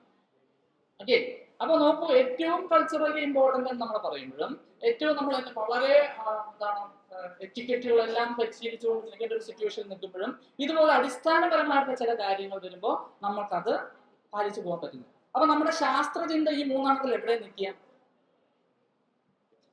ഇതിലായിരിക്കും വരിക. പല്ലിയുടെ ആണോ മമ്മലിന്റെ ആണോ മനുഷ്യന്റെ ആണോ ശാസ്ത്രചിന്ത? ഐഡിയ ഓഫ്കോഴ്സ് മനുഷ്യന്റെ ആണ് അല്ലെ. മനുഷ്യന്റേതായിട്ടുള്ള ഒരു ചിന്താരീതിയിൽ വരുന്നതാണ് ശാസ്ത്രചിന്ത. അപ്പൊ ശാസ്ത്രചിന്തയിൽ നമ്മൾ അഭിരമിക്കണം എന്ന് വിചാരിക്കുമ്പോഴും നമ്മുടെ അടിസ്ഥാനപരമായിട്ടുള്ള ചില കാര്യങ്ങൾ വരുമ്പോൾ അവിടെ നിന്ന് നമ്മൾ വിട്ടുകിട്ടും. ഓക്കെ, അത്തരം അടിസ്ഥാനപരമായിട്ടുള്ള കാര്യങ്ങളാണ് നമ്മൾ പറയാൻ പോകുന്നത്. അതിൽ ഏറ്റവും പ്രധാനപ്പെട്ട നമ്മുടെ അശാസ്ത്രീയമായി പോകാൻ കഴിയുന്ന ഒരു കാര്യമാണ് നെഗറ്റിവിറ്റി ബയാസ് എന്ന്. കേട്ടിട്ടുണ്ടോ നെഗറ്റിവിറ്റി ബയാസ്? ഇല്ല, കേട്ടിട്ടില്ല. എക്സാമ്പിൾ പറഞ്ഞുതരാം. ഇപ്പോൾ നിങ്ങൾ 10ാം ക്ലാസ് +2 പരീക്ഷയൊക്കെ അല്ലേ, +2 പരീക്ഷയൊക്കെ നമ്മൾ റിസൾട്ടൊക്കെ വരുന്ന ഒരു ദിവസമാണെന്ന് വിചാരിച്ചോ. ഈ ക്ലാസ്സിൽ കുറേ പേർക്കെങ്കിലും അല്ലെ, ഒട്ടുമിക്ക ആളുകൾക്ക് ഫുൾ A+ ആയിരിക്കും. ആയിരിക്കും അല്ലേ ടീച്ചറെ? ആണ്, ടീച്ചർക്ക് ഉറപ്പുണ്ട് ആയിരിക്കും, ഫുൾ A+ ആയിരിക്കും. സ്വാഭാവികമായിട്ട് ഫുൾ A+ വന്നു കഴിഞ്ഞാൽ എന്ത് സംഭവിക്കും? നാട്ടിലൊരു ഫ്ലക്സ് ഉയരും. നമ്മൾ ആരും ഉയർത്തിയില്ലെങ്കിൽ നമ്മൾ തന്നെ രാത്രി പോയി നമ്മുടെ ഫ്ലക്സ് എടുത്ത് വെക്കും അല്ലേ. വേണം, അതൊക്കെ വേണം അല്ലേ. ഫുൾ A+ കിട്ടിയ എന്നയാൾക്ക് അഭിനന്ദനങ്ങൾ പൗരസമിതി എന്നൊക്കെ പറഞ്ഞ് നമ്മൾ എഴുതി വെക്കുന്നു. നാട്ടിൽ വലിയ സെലിബ്രിറ്റി ആകും. അന്നത്തെ ദിവസം നമ്മുടെ ദിവസമാണ് അല്ലേ. നാട്ടിൻപുറത്തെ എല്ലാ ആളുകളും ഇന്നയാളുടെ മോൾ അല്ലെങ്കിൽ ഇന്ന സ്കൂളിൽ പഠിക്കുന്ന കുട്ടി ഫുൾ A+ വാങ്ങിച്ചിരിക്കുന്നു എന്നൊക്കെ പറഞ്ഞ് വലിയ ചർച്ചയാണ് അല്ലേ. അപ്പൊ അന്നത്തെ സെലിബ്രിറ്റി നമ്മളാണെന്ന് വിചാരിക്കാം. അതേ ദിവസം രാവിലെ നമ്മളിങ്ങനെ അങ്ങനെ നിലത്ത് നിൽക്കുന്നില്ല, ആകാശത്ത് ഇങ്ങനെ നിൽക്കുക. ആ ദിവസം നാട്ടിൽ ഏതെങ്കിലും ഒരു പൊങ്ങച്ചക്കാരന്റെ ലൈക്ക് എന്താണ് ഒരു വൈഫ്, ഓക്കെ, പൊങ്ങച്ചക്കാരന്റെ ഭാര്യ നാട്ടിലെ ഡ്രൈവറുടെ കൂടെ ഒളിച്ചോടിക്കുന്നു ചുമ്മാ. ഓക്കെ, ഇതിലേത് വാർത്തയാണ് നിങ്ങളുടെ നാട്ടിൽ വൈറലാണ്? ഏത് വാർത്തയാണ്? രണ്ടാമത്തെ വാർത്തയാണ് അല്ലെ. നിങ്ങളുടെ റാങ്ക് എവിടെ പോവും? നിങ്ങളുടെ ഫുൾ A+ എവിടെ പോവും? ആ വാർത്തക്കടിയിൽ പാവം നമ്മൾ മുങ്ങിപ്പോവും. എന്തുകൊണ്ടാണ് നമ്മൾക്ക് ഈ പരദൂഷണം അല്ലെങ്കിൽ മറ്റുള്ളവരുടെ മറ്റു കാര്യങ്ങൾ ഇതിലോട്ട് കൂടുതൽ താല്പര്യം? നമ്മളാണെങ്കിൽ അതിൽ ചർച്ച ചെയ്യാം. ഈ രണ്ട് വാർത്തയും കേൾക്കുന്നു. ഇന്ന ആളുടെ ഫുൾ A+ കിട്ടി, ഇന്ന പോലെ നാട്ടിലെ പൊങ്ങച്ചക്കാരന്റെ ഭാര്യ ഡ്രൈവറോടൊപ്പം ഒളിച്ചോടിപ്പോയി. നമ്മൾ ഇതിലായിട്ട് ചർച്ച ചെയ്യും. ഓ ആണോ, ഏത് ആരോട് ഒളിച്ചോടിപ്പോയി, ഇപ്പൊ ഒളിച്ചോടിപ്പോയി, ഏത് വണ്ടിയിൽ പോയി, ഇത് ഫുള്ളും നമ്മൾ അന്വേഷിക്കും. ശരിയല്ലേ? എന്തുകൊണ്ടാണ് നമ്മൾ ഈ നെഗറ്റീവ് എന്ന് വെച്ചാൽ മറ്റൊരാളെ കുറിച്ചുള്ള ദൂഷ്യം, നമ്മൾ പരദൂഷണം എന്ന് പറയുന്നതാണ്. അത് പറയാനും അത് ചർച്ച ചെയ്യാനും നമുക്ക് വലിയ താല്പര്യമാണ്. ഇതെന്തുകൊണ്ടായിരിക്കും? അവിടെ നമ്മൾ ശാസ്ത്രീയത നോക്കോ, തെളിവ് അന്വേഷിക്കോ, ഒന്നുമില്ല അല്ലെ. എന്തുകൊണ്ടായിരിക്കും? അവിടെയാണ് നമ്മൾ പറയാൻ പോകുന്നത്. പുരാതന ശിലായുഗ മനുഷ്യൻ, ഓക്കെ, ഗുഹകളിലും മറ്റുമൊക്കെ താമസിച്ചുകൊണ്ടിരുന്ന മനുഷ്യനാണ് അല്ലെ. അപ്പൊ ആ മനുഷ്യനെ സംബന്ധിച്ചിടത്തോളം ഭക്ഷണം പോലെ പ്രധാനമാണ് മറ്റ് പ്രിഡേറ്ററുകളിൽ നിന്നുമുള്ള സ്വന്തം ജീവൻ രക്ഷിക്കുക എന്നുള്ളത്. അപ്പൊ ഗുഹയിൽ താമസിക്കുന്ന ഒരു 10-20 മനുഷ്യരാണെന്ന് വിചാരിച്ചു. അപ്പൊ അതിൽ ഒരാള് കഴിച്ച ഭക്ഷണം കഴിച്ച ആവശ്യം കഴിഞ്ഞ് കഴിഞ്ഞാൽ എക്സ്ട്രാ ഭക്ഷണം ചുറ്റും കൂടെ ആരാണ് ഇരിക്കുന്ന ആൾക്കൊക്കെ ഷെയർ ചെയ്യും. ഓക്കെ, വളരെ നല്ല മനുഷ്യനാണ്, അവരെ സംബന്ധിച്ചിടത്തോളം വളരെ സംഭവമാണ്, അയാള് നല്ല എക്സലന്റ് മനുഷ്യനാണ്, അതൊരു പോസിറ്റീവ് സൈഡാണ്. ഇനി ഒരാള് ഉറങ്ങിക്കഴിഞ്ഞാൽ, എല്ലാവരും ഉറങ്ങിക്കഴിഞ്ഞാൽ തൊട്ടടുത്ത് കിടക്കുന്ന ആളുടെ തലയിലോട്ട് വലിയൊരു കല്ല് ഉരുട്ടി കൊണ്ടുപോകും. അയാളുടെ ഒരു സ്വഭാവം ആരാണോ അടുത്ത് കിടക്കുന്ന തലയിൽ കൊണ്ട് കല്ല്. ഇതിലേത് ഇൻഫർമേഷൻ അറിഞ്ഞിരിക്കലാണ് നമ്മളെ സംബന്ധിച്ചിടത്തോളം? നമ്മൾ ആ സിറ്റുവേഷനിൽ ആലോചിക്കും. ആ കമ്മ്യൂണിറ്റിയിലാണ് നമ്മൾ ജീവിക്കുന്നതെങ്കിൽ ഇതിലേത് ഇൻഫർമേഷനാണ് വൈറ്റൽ? ആദ്യത്തെ ഇൻഫർമേഷനാണ് രണ്ടാമത്തെ. അവന്റെ അടുത്ത് പോയി കിടക്കരുത്, കിടന്നാൽ പിറ്റേ ദിവസം മിക്കവാറും ഉണരലുണ്ടാവില്ല എന്നുള്ളത് അറിഞ്ഞിരിക്കേണ്ടേ. അതൊരു നെഗറ്റീവ് കാര്യമാണ് അല്ലെ. എന്നാലും നമ്മൾ അറിഞ്ഞിരിക്കേണ്ടത് നമ്മുടെ അത്യാവശ്യം, സർവൈവലിന് അത്യാവശ്യമാണ്. ഈ ഒരു ഇൻസ്റ്റിങ്ക്റ്റിൽ നിന്നാണ്, ഈ ഒരു തുടക്കത്തിൽ നിന്നാണ് മറ്റുള്ളവരുടെ കുറ്റവും കുറവും അന്വേഷിച്ച് കണ്ടുപിടിച്ച് മനസ്സിലാക്കാനുള്ള നമ്മുടെ ആ ഒരു ത്വര കുടി വരും. കാര്യം മനസ്സിലായോ? ഓക്കെ, ഇത് എന്ന് തുടങ്ങിയതാണ് നമ്മൾ. അപ്പൊ പരദൂഷണം ഇന്നും ഇന്നലെയും തുടങ്ങിയതല്ല അല്ലെ, എന്ന് തുടങ്ങിയതാണ്. ശിലായുഗ കാലത്ത് മുതലാണ് നമ്മുടെ പരദൂഷണം ഉള്ളത്. അതിപ്പോഴും ഉണ്ട്. മറ്റുള്ളവരുടെ കുറ്റവും കുറവുകളും ചർച്ച ചെയ്യാനും മനസ്സിലാക്കാനും. സ്വന്തം കുറ്റവും കുറവും ഉണ്ടെന്ന് അറിയോ? ഇല്ല. അതെന്തുകൊണ്ട് പറയുന്നില്ല? ആ, സ്വാഭാവികം നാട്ടുകാർ പറയുന്നുണ്ടല്ലോ. ഇനിയിപ്പോ നമ്മൾ പറയേണ്ട കാര്യമില്ലല്ലോ, അല്ലെ? നാട്ടുകാർ ചർച്ച ചെയ്തോട്ടല്ലോ, നമ്മളായിട്ട് പ്രത്യേകിച്ച് പറയേണ്ട കാര്യമില്ല. അപ്പോ തീർച്ചയായും അതും ഇതുപോലൊരു ബയാസാണ്. നിങ്ങള് പുതിയ ഒരാളെ പരിചയപ്പെടുന്നു വിചാരിച്ചു. പുതിയ ഒരാളെ പരിചയപ്പെടുക, ഇതിന് നമ്മൾ പോസിറ്റിവിറ്റി ബയസ് എന്നാണെങ്കിൽ പറയാം. പുതിയ ഒരാളെ പരിചയപ്പെടുമ്പോൾ അയാളുമായി നമ്മൾ സംസാരിക്കുമ്പോൾ നമ്മളെ കുറിച്ചുള്ള ബെസ്റ്റ് ഇമേജ് അയാൾക്ക് ഉണ്ടാക്കണം എന്നുള്ളൊരു ഇൻഹറന്റ് ടെൻഡൻസി നമ്മുടെ കയ്യിലുണ്ട്, ഇല്ലേ? ഉണ്ടാവും. നമ്മുടെ ഏറ്റവും ബെസ്റ്റ് കപ്പാസിറ്റി നമ്മൾ അറിഞ്ഞോ അറിയാതെയോ ഒക്കെ ഒന്ന് പറയാൻ ശ്രമിക്കും. അപ്പൊ എന്നെയാണ് പറയുന്നത്, ഞാൻ വിക്ടോറിയ കോളേജിലെ അധ്യാപകനാണ്. ഓ, ആണോ? എന്നാ പിന്നെ ഞാൻ ഇങ്ങനെ ഇന്ന സ്ഥലത്താണ്. ഇതൊക്കെ പറയുമ്പം കേൾക്കുന്ന ആളുകളിൽ സാറ് വിക്ടോറിയ കോളേജിലാണോ എന്ന് കേൾക്കുമ്പോൾ എനിക്ക് സന്തോഷം. ഞാൻ വലിയ സംഭവമായി, ഇല്ലേ? നമ്മളെ കുറിച്ച് സ്വയം ഒരു പോസിറ്റീവ് ഇമേജ് എപ്പോഴും ജനറേറ്റ് ചെയ്യാൻ ശ്രമിക്കും. ഈ ഇമേജിനെ താറടിക്കാനാണ് ആര് വരുന്നത് അപ്പുറത്ത്? നമ്മുടെ നെഗറ്റിവിറ്റി ബയസ് വരുന്നത്. അങ്ങേര് വിക്ടോറിയ കോളേജിൽ അധ്യാപകനാക്കുന്നുള്ളത് ശരി തന്നെ, പക്ഷെ മൊത്തത്തലേന്ന് ഒറ്റ മുടിയില്ല ഒരു നെഗറ്റീവ് കാര്യം എന്നുള്ള രീതിയിൽ പറയാം, അല്ലേ? അപ്പൊ പോസിറ്റിവിറ്റി ബയാസ് പോലെ എന്തുകൂടെയുണ്ട്? അല്ല, നെഗറ്റിവിറ്റി ബയാസ് പോലെ തന്നെ പോസിറ്റിവിറ്റി ബയാസ് ഉണ്ട്. രണ്ടും നമുക്കുണ്ട്. നമ്മളെ കുറിച്ചുള്ള പോസിറ്റീവ് കാര്യങ്ങളെ എപ്പോഴും പ്രൊജക്ട് ചെയ്യാനായിട്ട് നമ്മൾ ശ്രമിച്ചുകൊണ്ടേയിരിക്കും. അപ്പോൾ അങ്ങനെ ശ്രമിക്കുന്ന നമ്മൾ നമ്മുടെ കുറ്റവും കുറവും കാണും ഇല്ല, നമ്മുടെ കുറ്റവും കുറവും കാണുന്നില്ല. അപ്പൊ ഈ രണ്ട് ബയാസുകളും നമ്മുടെ പല രീതിയിലുള്ള ശാസ്ത്രീയമായ അനാലിസിസുകളെയും ക്ലൗഡ് ചെയ്യും. ഓക്കെ, ഇതുപോലെ അടുത്തൊരെണ്ണം കൂടെ പറഞ്ഞുതരാം. ബാൻഡ് വാഗൺ എഫക്ട് എന്നാണ് എന്റെ പേര്. Band wagon effect. ഇതെന്താന്ന് വെച്ചാല് ഒരു എക്സാമ്പിൾ ഉണ്ട്. നമ്മൾ എക്സാമ്പിളിൽ കൂടെയാണ് പോകുന്നത് കേട്ടോ. എക്സാമ്പിളിൽ കൂടെ തന്നെ പറഞ്ഞു. ബാൻഡ് വാഗൺ എഫക്ട് എന്ന് പറഞ്ഞാൽ ഇപ്പൊ നമ്മള് ഒരു ഷോപ്പിൽ എന്തെങ്കിലും വാങ്ങിക്കുകയാണെങ്കിൽ, അതുപോലെ ഷോപ്പിൽ പോകണ്ട, നമ്മുടെ വീട്ടില് ഈ പല പല സാധനങ്ങൾ കൊണ്ട് വിൽക്കാനായിട്ട് ആളുകൾ വരുമല്ലോ, അല്ലേ? അവരുടെ ടൈയൊക്കെ കെട്ടി, എക്സ്ക്യൂസ് മീ സർ, ഞാൻ കമ്പനിയുടെയാണ്, ഞങ്ങളുടെ ഒരു പ്രത്യേക പ്രോഡക്റ്റ് ഉണ്ട്, ഇത് കിട്ടും കഴിഞ്ഞ് കഴിഞ്ഞാൽ ഭയങ്കര സംഭവമാണ്, പ്രസ്ഥാനം പ്രൊമോട്ട് ചെയ്ത് കയറി പോകും, അല്ലേ? ചില ആളുകൾ ഇങ്ങനെ ഒരു പുസ്തകമൊക്കെ കൊണ്ടുവരും. ഓക്കെ, അതൊരു സ്ഥിരമായിട്ട് യൂസ് ചെയ്യുന്ന ഒരു നമ്മളെ ക്യാൻവാസ് ചെയ്യാൻ വേണ്ടി ഉപയോഗിക്കുന്ന ഒരു സംഭവമാണ്. അപ്പൊ നമ്മുടെ വീട്ടിൽ വരുന്നു എന്ന് വിചാരിച്ചോ, എന്തോ അതല്ലേ. അപ്പോ ഇത് വന്ന് ഇപ്പൊ നമ്മുടെ വീട്ടിൽ വന്ന് പറയുന്നു, നമ്മുടെ +2 ബയോമാത്സ് കുട്ടികൾക്കുള്ള പ്രത്യേക റാങ്ക് ഫയൽ. ഓക്കെ, കേവലം 5992 രൂപയേ ഉള്ളൂ. സാറായതുകൊണ്ട് ഞങ്ങളൊരു 4000 രൂപയ്ക്ക് തരുന്നു. ഓക്കെ, ഒന്നാമത്തെ പോയിന്റ്. അപ്പോൾ നമ്മുടെ പാരന്റ്സ് ഇങ്ങനെ നോക്കി വേണോ വേണ്ടയോ എന്നിങ്ങനെ നോക്കി നിൽക്കുകയാണ്. ഇത് വാങ്ങിക്കണോ മോളോ അല്ലെങ്കിൽ മോനത് വാങ്ങിച്ചു കൊടുക്കണോ എന്നുള്ളത് നോക്കിയിരിക്കുകയാണ്. അപ്പൊ ഇത് മനസ്സിൽ നിൽക്കുകയാണ്. വേണമെന്നുണ്ട്, പിന്നെ മോള് സ്കൂളിലുള്ള പുസ്തകം വെച്ച് അല്ലെങ്കിൽ മോൻ സ്കൂളിലുള്ള പുസ്തകം വെച്ച് പഠിച്ചോളും, ഇതിന്റെ ആവശ്യമില്ല എന്നൊക്കെയുള്ള മനസ്സിൽ അങ്ങനെ പറഞ്ഞു നിൽക്കുകയാണ്. അപ്പോഴാണ് അവരുടെ കൗണ്ടർ കാർഡ് എടുക്കുക, ഏറ്റവും അവരുടെ ട്രംപ് കാർഡ് എടുക്കുക. അപ്പുറത്തെ വീട്ടിലെ മറ്റേ മാഷില്ലേ, മാഷ് വാങ്ങിച്ചു. പറഞ്ഞേ ഉള്ളൂ, മാഷ് അപ്പം വാങ്ങിച്ചു. അപ്പൊ മാഷ് വാങ്ങിച്ചു, മാഷിന്റെ മോൻ അല്ലെങ്കിൽ മോളെ അതിന്റെ അടുത്താണ് പഠിക്കുന്നത്. ഓഹോ, എന്നിട്ട് നമുക്കും ഇരിക്കട്ടെ, അല്ലേ? മാഷ് വാങ്ങിച്ചെങ്കിൽ പിന്നെ നമ്മളായിട്ട് കുറയ്ക്കാൻ പാടില്ല. ആ മാഷിന്റെ പേരും അഡ്രസ്സോടൊപ്പം പറയും. ഈ മാഷിനെ ഇത് കണ്ടിട്ട് പോലും ഉണ്ടാവില്ല. ഓക്കെ, അപ്പൊ അവർ പറയുന്നത് എന്റെ സ്ഥലത്തുള്ള എന്റെ മാഷ് വാങ്ങിച്ചു, അപ്പുറത്തെ വീട്ടിലെ മറ്റേ ഡോക്ടറില്ലേ ആ ഡോക്ടർ വാങ്ങിച്ചു, പിന്നെ അവരുടെ വഴിയിലുള്ള മറ്റേ പുള്ളി വാങ്ങിച്ചു, ഇതെല്ലാം അങ്ങനെ പറയാം. സ്വാഭാവികമായിട്ടും നമുക്കും എന്ത് തോന്നും, നമ്മുടെ പാരന്റ്സിനും എന്ത് തോന്നും, നമ്മളാണെങ്കിലും തോന്നും, എന്ത് തോന്നും? അതിന്റെ കൂട്ടത്തിൽ ആ ബാൻഡ് വാഗണിൽ ഞാനും ചേർന്നു. അതാണ് ബാൻഡ് വാഗൺ എന്ന് പറഞ്ഞത്. വണ്ടി, വണ്ടി ഇങ്ങനെ വരികയാണ്. ആ വണ്ടിയിലോട്ട് ബാക്കി കുറെ ആൾക്കാർ കയറിയിട്ടുണ്ടെന്ന് ഇയാൾ പറയുന്നു. പിന്നെ നമ്മളായിട്ട് മിസ് ചെയ്യാൻ പാടോ? നമ്മളും കൂടെ കയറാം എന്നുള്ള രീതിയിൽ നമ്മളും കൂടെ അതിനകത്ത് കുട്ടിക്ക് വെച്ചു. അത് മനസ്സിലായോ? അപ്പൊ ഇതിനെയാണ് നമ്മൾ ബാൻഡ് വാഗൺ എഫക്ട് എന്ന് പറയുന്നത്. ഇതുകൊണ്ട് കുറേയധികം പ്രശ്നങ്ങളുണ്ട്. അവിടെ നമ്മൾ ശാസ്ത്രീയതയോ ഒന്നും നോക്കില്ല. മറ്റൊരു എക്സാമ്പിൾ പറഞ്ഞുതരാം. ശബരിമലയ്ക്ക് നമ്മള് പോയിട്ടുണ്ടോ? കൊച്ചുകുട്ടികളായിട്ടാണെങ്കിൽ പോയിട്ടുള്ള ആരെങ്കിലും പോയിട്ട് ശബരിമലയ്ക്ക് പോയിട്ടുള്ളത്, മലയ്ക്ക് പോയിട്ടുള്ളത് ഒന്ന് കഴിപ്പിക്കുക, ചുമ്മാ ഒന്ന് അറിയാൻ വേണ്ടി. 1-2 പേരേ ഉള്ളൂ. ഓക്കെ, മലയ്ക്ക് 1-2 പ്രാവശ്യം പോയിട്ടുള്ള ആളുകൾക്ക് പറഞ്ഞാൽ കുറച്ചുകൂടെ പെട്ടെന്ന് മനസ്സിലാവും. മലയ്ക്ക് പോകുന്ന ആരെ കാണാൻ? അയ്യപ്പനെ കാണാനാണെന്നാണ് വ്യക്തം, ആണല്ലോ. അപ്പൊ അയ്യപ്പനെ കണ്ടിട്ട് പോന്നാ പോലെ, അല്ലെ? ഈ പോകുന്ന വഴിയിലുടനീളം കുറേ ഇങ്ങനെ കല്ലുകൾ വെച്ചു. അവിടെയൊക്കെ എന്തെങ്കിലും ഒരു തുണിയോ അല്ലെങ്കിൽ മഞ്ഞപ്പൊടിയോ എന്തെങ്കിലും നിൽക്കുന്നുണ്ടോ? തൊട്ട് മുമ്പിൽ പോകുന്ന ഒരാൾ അവിടെ തൊഴുത് കഴിഞ്ഞാൽ അതിന്റെ പുറകിലുള്ള എല്ലാവരും കൂടെ അവിടെ ചെന്നു.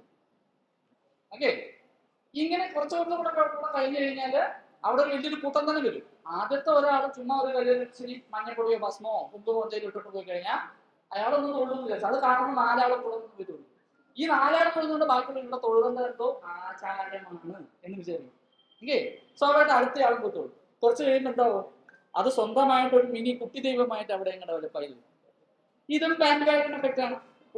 മുമ്പ് പോയി ചെയ്ത ആള് എന്തോ ചെയ്തത് കൊണ്ട് നമ്മളും ചെയ്യുന്നു എന്നുള്ളതാണ് വെപ്പ്. നമ്മളും ചെയ്യേണ്ടി വന്നാലോ, അല്ലെ? തൊട്ട് മുമ്പ് ഈ കുട്ടികളുടെ പ്രാർത്ഥന ചൊല്ലിയപ്പം തുടക്കത്തിൽ ആരും എണീറ്റില്ല, അല്ലേ? അത് കഴിഞ്ഞ് ഏതോ ഒരു 4 പേര് എണീക്കും. ഒരു 4 പേര് എണീക്കും. ആ 4 പേര് എണീറ്റ് കണ്ടതും അതിന് തൊട്ട് മുമ്പ് ബെഞ്ചിലിരിക്കുന്നവരും കൂടെ എണീക്കും, ഇല്ലേ? അത് കണ്ടതും ബാക്കിയുള്ള എല്ലാവരും കൂടെ എണീക്കും. ഓക്കെ, നമ്മുടെ പ്രാർത്ഥനയല്ല വെൽക്കം സോങ്, അല്ലെ? വെൽക്കം സോങ് ആണ് പാടിയത്. അപ്പോ ബാൻഡ് വാഗൺ എഫക്റ്റിന്റെ വളരെ എക്സലന്റ് എക്സാമ്പിൾ ആണ്. എന്താണ് സംഭവിച്ചത്? എണീക്കണോ വേണ്ടോ? ഇവിടെ പഠിക്കുന്ന ആരും എഴുന്നേൽക്കുന്നില്ല. അപ്പൊ സ്വാഭാവികമായിട്ടും മുമ്പിലിരിക്കുന്ന കുട്ടിയൊക്കെ വിചാരിക്കുന്നു എഴുന്നേൽക്കേണ്ട കാര്യമുണ്ടോ? ഒരു മനസ്സിലൊരു സംശയമുണ്ട്, അങ്ങനെ എണീക്കണോ വേണ്ടയോ. കുറച്ച് കഴിഞ്ഞിട്ടുണ്ട് പുറകിൽ നിന്ന് ഒരു എണീക്കൽ വേവ് ഇങ്ങനെ കയറി വരുന്നു. ഇനി നമ്മൾ മാത്രമായിട്ട് എണീറ്റില്ലെങ്കിൽ അധ്യാപകർ വഴക്ക് പറഞ്ഞാലും അല്ലെങ്കിൽ അത് മോശമായാലും കൊണ്ട് എല്ലാവരും കൂടെ നിന്നു. അതല്ലേ സംഭവിച്ചത്? ശരിയല്ലേ? ആണ്. ബാൻഡ് വാഗൺ എഫക്റ്റിന്റെ എക്സലന്റ് എക്സാമ്പിൾ ആണ്. ഓക്കെ, ഇതിനെക്കുറിച്ച് വളരെ രീതിയിലുള്ള പഠനങ്ങൾ നടക്കുന്നുണ്ട്. സൈക്കോളജിക്കൽ പഠനങ്ങളും ഈ നമ്മളെ ഹോസ്പിറ്റൽ വെയിറ്റിംഗ് റൂമുകളിലേക്കുള്ള വീഡിയോ റെക്കോർഡ് ചെയ്തിട്ടുള്ള പഠനങ്ങൾ നടക്കുന്നുണ്ട്. എങ്ങനെയാണ് നമ്മളത് പാലിച്ചു പോകുന്നതെന്നുള്ളത്. അപ്പൊ ഇത് നമ്മുടെ മറ്റുള്ളവർ ചെയ്യുന്നത് എന്തോ അത് അനുകരിച്ചു പോവുക, അതാണ് ബാൻഡ് വാഗൺ എഫക്റ്റ് എന്നത്. നമ്മുടെ പല രീതിയിലുള്ള ആചാരങ്ങൾ എന്നൊക്കെ പറഞ്ഞു പോകുന്ന സാധനങ്ങൾ ഈ ബാൻഡ് വാഗൺ എഫക്റ്റിന്റെ എക്സലന്റ് എക്സാമ്പിൾ ആണ്. ഓക്കെ, മുന്നേ പോയി കുറെ ആളുകൾ ചെയ്തു പോരുന്ന കാര്യങ്ങൾ നമ്മൾ അതേ രീതിയിൽ അനുസരിച്ച് പോവുക. കുറച്ചുകൂടെ ഒക്കെ പറഞ്ഞു കഴിഞ്ഞാൽ ഒരു ബ്ലൈൻഡ് ഫോളോ, എന്തിനാണ് ചെയ്യുന്നത് പോലും അറിയാം. അങ്ങനെയുള്ള കാര്യങ്ങളില്ലേ നമ്മുടെ ജീവിതത്തില്, അല്ലേ? അപ്പം തൊട്ട് മുമ്പുള്ള ആളുകൾ അല്ലെങ്കിൽ നമ്മുടെ പൂർവികർ ചെയ്തു അതുകൊണ്ട് നമ്മളും ചെയ്യുന്നു. എൻ്റെ അച്ഛനും അമ്മയും ചെയ്തു അതുകൊണ്ട് ഞാനും ചെയ്യുന്നു, ഉണ്ട്, ഇല്ലേ? ബാൻഡ് വാഗൺ എഫക്റ്റ് ആണ്. അപ്പൊ ഇത്തരം കാര്യങ്ങൾ നമുക്ക് ഒരു പരിധിയിൽ കൂടുതൽ ഒഴിവാക്കാനായിട്ട് കഴിയുന്നില്ല. എന്തുകൊണ്ടാണ്? ചില ബാൻഡ് വാഗൺ എഫക്റ്റുകൾ നമ്മുടെ സർവൈവലിന് അത്യാവശ്യമാണ്. നമ്മൾ ഈ പഴയ നമ്മുടെ ചരിത്രാതീത കാലം എടുത്തു കഴിഞ്ഞാല് സിംഹത്തെ കണ്ടാൽ ഓടണം. ഓക്കെ, സിംഹത്തെ കണ്ടോ അല്ലെങ്കിൽ അങ്ങനെ ഒരു പ്രൊഡേറ്ററിനെ കണ്ടാൽ ഓടണം. അതാണ് ആര് പറഞ്ഞു തരുന്നത്? നമ്മുടെ ആൻസസ്റ്റർ ചെയ്തുകൊണ്ട് പോരുന്നത്. അപ്പൊ ആൻസസ്റ്റേഴ്സ് അവരുടെ അനുഭവത്തിൽ നിന്നുള്ള അല്ലെങ്കിൽ അവര് നേടിയെടുത്തിട്ടുള്ള ആ അറിവിൽ നിന്നും പറയുന്നതാണ് സിംഹത്തെ കണ്ടാൽ ഓടണം. അപ്പൊ നമ്മുടെ ജനറേഷനിലോട്ട് എത്തിയെന്ന് വിചാരിച്ചു, സിംഹമില്ല, ഒന്നുമില്ല. അപ്പൊ നമ്മുടെ ആളുകൾ പറഞ്ഞു തന്നിട്ടുണ്ട് സിംഹത്തെ കണ്ടാൽ ഓടണം. അപ്പൊ നമ്മൾ ഞാൻ ശാസ്ത്രീയ മനോവൃത്തി കൊണ്ടേ പോവുള്ളൂ, സിംഹം വന്നിട്ട് എന്താ ചെയ്യുന്നത് നോക്കട്ടെ, ഞാനൊന്ന് നിന്നിട്ട് പോകണോ വേണ്ടോ നമുക്ക് തീരുമാനിക്കാം എന്ന് വിചാരിച്ചാലോ?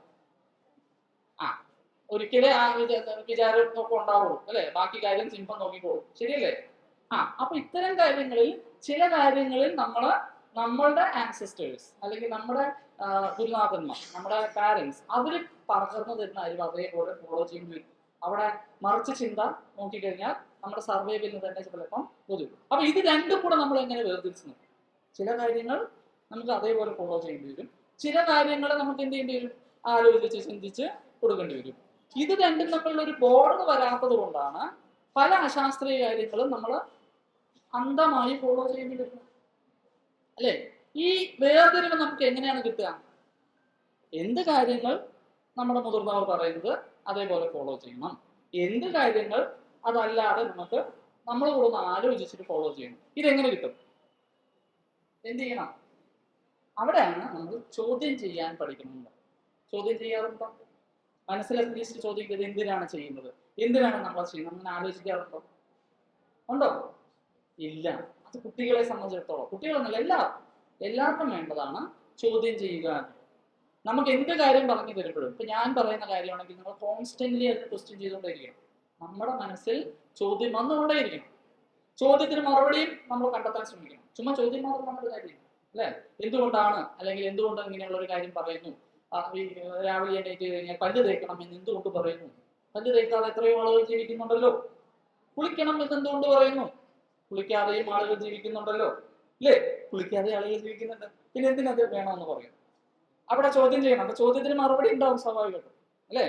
കുളിക്കാതെ എത്രയാ മനുഷ്യരായി ജീവിക്കുന്ന സാറേ, പിന്നെ എന്തിനാണ്, അല്ലെ? വല്ല കാര്യമുണ്ടോ തണുപ്പത്ത് അതും രാവിലെ? അങ്ങനെയല്ല, അതിന് അതിൻ്റെതായിട്ടുള്ള കാരണങ്ങൾ ഉണ്ടാവും. കാരണങ്ങൾ കണ്ടെത്തി കഴിഞ്ഞാൽ പിന്നെ നമുക്കത് ഫോളോ ചെയ്യാൻ യാതൊരു ബുദ്ധിമുട്ടുമില്ല. ശരിയല്ലേ? അപ്പോ ഈ ബാൻഡ് വാഗൺ എഫക്റ്റ്, അതുപോലെ നേരത്തെ പറഞ്ഞ പോലെ നെഗറ്റിവിറ്റി ബയാസ്, ഓക്കെ, അതുപോലെ മറ്റൊരു പ്രധാനപ്പെട്ട, അതുകൂടെ പറയാം, സമയമുണ്ടോ? കുറച്ചുകൂടെ ഇതുകൂടെ പറഞ്ഞിട്ട് നിർത്താം കേട്ടോ. നമ്മൾ ഒരുപാട് നിങ്ങളെ നമുക്ക് മറ്റൊരു അവസരത്തിൽ നമുക്ക് ഇതുപോലെ ഒരു അവസരം കിട്ടുകയാണെങ്കിൽ കൂടുതൽ ചർച്ച ചെയ്യാം. ഇഷ്ടംപോലെ ഇതുപോലെ കാര്യങ്ങൾ പറയാനുണ്ട്. ഇതെന്താന്ന് വെച്ചാല് എക്സ്പെർട്ടൈസ് ആണോ എമിനൻസ് ആണോ പ്രധാനമുള്ളത്? എമിനൻസ് ഓവർ എക്സ്പെർട്ടൈസ് എന്നുള്ളതാണ് നമ്മുടെ ഏറ്റവും വലിയൊരു പ്രശ്നം. ഓക്കെ, അപ്പൊ നമ്മളെല്ലാവരും സോപ്പ് തേച്ച് കുളിക്കുന്നവരാണല്ലോ അല്ലേ? അതോ ചുമ്മാ കുളിയാണോ? സോപ്പ് തേച്ച് കുളിക്കുന്നത്. ഏത് സോപ്പാണ് വാങ്ങിക്കുക? ഏത് സോപ്പാണ് വാങ്ങിക്കുക? ആ സോപ്പ് വാങ്ങിക്കാനുള്ള കാരണമല്ല, അത്രയും നമ്മൾ ചിന്തിച്ചാൽ മതി. ഏതായിരിക്കും? അല്ലെ, പ്രായം കുറയ്ക്കാൻ വേണ്ടിയിട്ട് ഒരു സോപ്പ് ഉണ്ട്, മമ്മിയാണെന്ന് പറയില്ല അല്ലെ, ഏത് കോളേജിലാ, എക്സ്ക്യൂസ് ബി എന്നൊക്കെ ചോദിക്കുമ്പോ അത് വെച്ച് കഴിഞ്ഞാൽ എന്ത് വരില്ല, പ്രായം തോന്നില്ല. പിന്നെ ഒരു സോപ്പ് വന്ന് പറയുന്നുണ്ട്, നമ്മുടെ മമ്മൂട്ടി വന്ന് പറയുന്നുണ്ട്, ഈ 75-ാമത്തെ വയസ്സിലും എന്റെ യുവത്വത്തിന്റെ രഹസ്യം സോപ്പ് നമ്പർ ഇത്, ഞാൻ പേര് പറയുന്നില്ല, അത് കാരണം ഒരു പരസ്യമാണല്ലോ അല്ലെ. അങ്ങനെ മമ്മൂട്ടി പറഞ്ഞിട്ടുണ്ട്, മമ്മൂട്ടിക്ക് പണിയും കിട്ടിയിട്ടുണ്ട്. മമ്മൂട്ടി അവസാനം പിൻവലിക്കേണ്ടി വന്നു, ആ പറഞ്ഞതിനെ പിൻവലിക്കേണ്ടി വന്നു. ഓക്കെ, എന്തായാലും മമ്മൂട്ടി അങ്ങനെ വന്ന് പറഞ്ഞു, ആ സോപ്പിൽ ഭയങ്കര കച്ചവടമായി. നമ്മൾ എന്താ ചിന്തിക്കുക? 75-ാം വയസ്സിലും എന്താ അല്ലേ, പടങ്ങളൊക്കെ കാണുന്ന സമയത്ത് എന്താ ഒരു നടത്തക്കവും വരവക്കവും ഒരു നൃത്തക്കവും അല്ലേ? എന്തുകൊണ്ടാണ് നമുക്ക് തോന്നുന്നത്? കാര്യം മമ്മൂട്ടിയാണ് പറയുന്നത് എന്റെ ഇതിന്റെ രഹസ്യം ഇന്ന സോപ്പ് കൊണ്ടുള്ള കുളിയാണ്. അപ്പൊ നമ്മൾ എന്ത് ചിന്തിച്ചു? മമ്മൂട്ടി ഈ പറഞ്ഞ ആറ്റയറൊക്കെ മെയിൻറ്റെയിൻ ചെയ്യുന്നതിൽ അതിൻ്റെതായിട്ടുള്ള കാര്യങ്ങളുണ്ടെന്ന് നമ്മൾ ചിന്തിക്കുന്നത് പകരം, ഇനി അഥവാ ഈ സോപ്പ് കൊണ്ടാണെങ്കിലോ ചിന്തിക്കും ഇല്ലേ?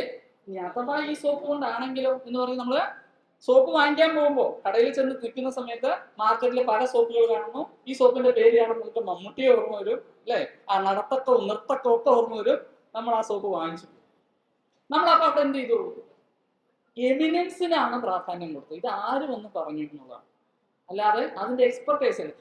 ഇന്ന സോപ്പ് തേച്ച് കുളിച്ചാൽ ഇന്ന രോഗം മാറും, അല്ലെങ്കിൽ ഈ പറഞ്ഞ പോലെ യൂത്ത് ആയിട്ട് നിൽക്കും എന്ന് പറയാൻ മമ്മൂട്ടിക്ക് എന്തെങ്കിലും ഒരു എക്സ്പെർട്ടൈസ് ഉണ്ടോ?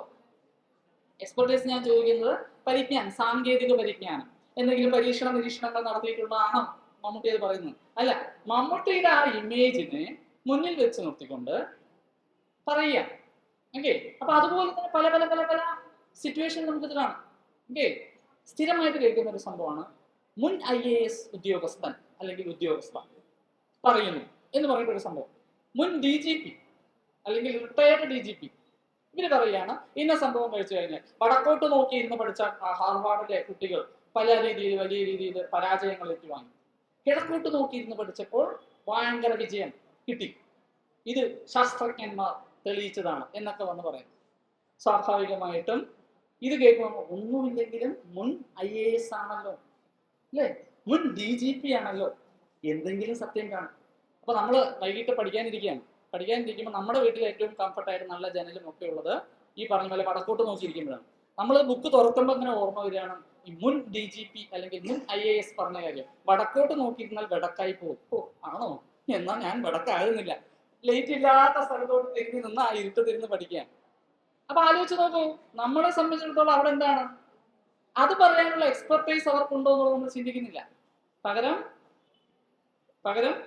അവരുടെ എമിനൻസിന് നമ്മൾ പ്രാധാന്യം കൊടുക്കും. ഞാൻ പറഞ്ഞു വന്നത് ഏതെങ്കിലും ഒരു ഇതിനെ കുറിച്ച് അല്ലെങ്കിൽ എമിനൻസിനെ കുറിച്ച് നമ്മൾ അതിനെക്കുറിച്ച് കൂടുതൽ അവർക്ക് ആ മേഖലയിൽ പഠനം നടത്താനോ എന്തെങ്കിലും എക്സ്പെർട്ടൈസ് ഉണ്ടോ എന്ന് നോക്കിയിട്ടില്ല.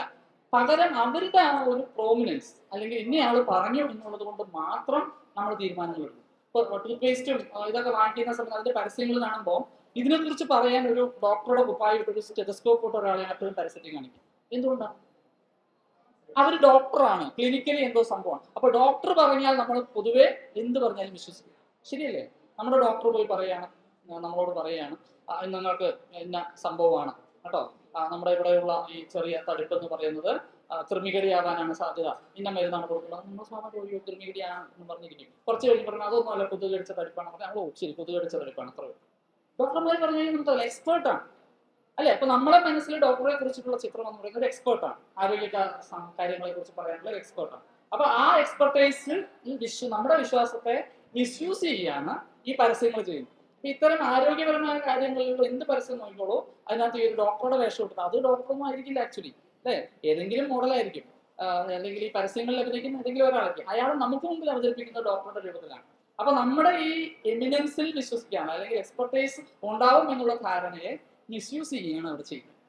ഓക്കെ, അപ്പം ഇതുപോലെ ഒട്ടനവധി ഡിഫറെന്റ് ബയാസുകൾ നമുക്കുണ്ട്. ഇത്രയും ബയാസുകളുടെ ഇടയിൽ കൂടെ തട്ടി നമ്മൾ നടക്കുമ്പോഴാണ് ഈ ശാസ്ത്രീയ മനോവൃത്തി കയറി വരുന്നത്. ചില അവസരങ്ങളിൽ നമുക്കത് എഫക്റ്റീവായിട്ട് ഉപയോഗിക്കാൻ പറ്റും. പക്ഷെ ചില അവസരങ്ങളിൽ നമ്മൾ ഈ നമ്മുടെ തീരുമാനം എടുത്തു കഴിഞ്ഞിട്ടായിരുന്നു നമുക്ക് ഇതിന് വല്ല ശാസ്ത്രീയത ഉണ്ടാവും എന്ന് ചിന്തിക്കുന്നു. ഓക്കെ, അപ്പം ഇങ്ങനെ പല ജീവിതത്തിന് പല ഘട്ടങ്ങളിൽ, പ്രത്യേകിച്ച് ബാൻഡ് വാഗൺ എഫക്റ്റിനെ കുറിച്ചൊക്കെ വളരെ സീരിയസ് ആയിട്ട് ചിന്തിക്കണം. നിങ്ങൾക്ക് പറ്റിക്കഴിഞ്ഞാൽ വീട്ടിലൊക്കെ ചെന്നിട്ട്, ഇപ്പം എല്ലാ ഇൻഫർമേഷനും നമ്മുടെ മുമ്പിൽ വിരൽത്തുമ്പിൽ തന്നെ ഉണ്ട്. കോഗ്നിറ്റീവ് ബയാസസ്, ചിന്താ വൈകല്യങ്ങൾ എന്ന് നമ്മൾ സെർച്ച് ചെയ്താൽ തന്നെ ഇത്തരം വൈകല്യങ്ങളെ കുറിച്ചിട്ടുള്ള വളരെ വ്യക്തമായിട്ടുള്ള ഒത്തിരി കാര്യങ്ങൾ നമുക്ക് വായിക്കാനായിട്ട് പറ്റും. വായിച്ച് മനസ്സിലാക്കി കഴിഞ്ഞാൽ നമ്മൾ അത്ര പെട്ടെന്ന് പറ്റിക്കാൻ ആർക്കും പറ്റും. ഓക്കെ, പറ്റിക്കപ്പെടാം നമ്മള്, പക്ഷെ അത്ര പെട്ടെന്ന് പറ്റിക്കാനായിട്ട് പറ്റും. ഓക്കെ, അപ്പൊ നിങ്ങൾ ചെറിയ കുട്ടികളാണ്, ശാസ്ത്രീയ മനോവൃത്തി നല്ല രീതിയിൽ പ്രാക്ടീസ് ചെയ്ത് മുന്നോട്ട് പോകേണ്ട കുട്ടികളാണ്. അപ്പൊ അത്തരം ഒരു പ്രാക്ടീസും കൂടെ നിങ്ങളുടെ ജീവിതത്തിന്റെ ഭാഗമായി മാറട്ടെ എന്നുകൂടെ ആശംസിക്കുന്നു, ആഗ്രഹിക്കുന്നു.